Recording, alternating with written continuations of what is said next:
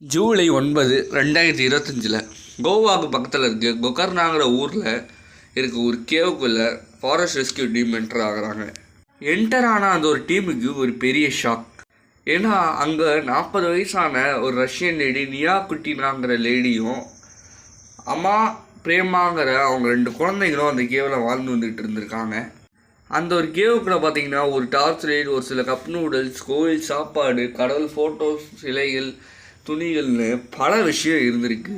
இந்த ஒரு லேடி பார்த்தீங்கன்னா 2016 பிஸ்னஸ் வீசா மூலியமாக இந்தியாவுக்குள்ளே என்டர் ஆனதாகவும் விஷயம் எக்ஸ்பீரியன் ஆனோடனே நேபாளுக்கு போயிருந்ததாகவும் சொல்கிறாங்க.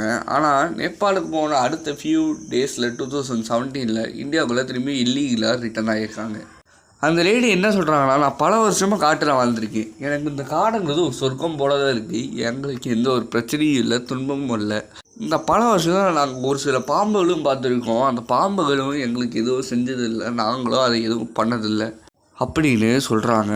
ஆனால் அவங்க குழந்தைகளுக்கு பார்த்தீங்கன்னா வெளி உலகம் ரொம்பவே பிடிச்சி போயிருக்கு. என்னன்னா மற்றவங்களுக்கு எது பிடிச்சிருந்தாலும் அந்த விஷயம் அவங்க பிள்ளைங்களை பிடிக்கணுங்கிற எந்த ஒரு அவசியமும் இல்லை.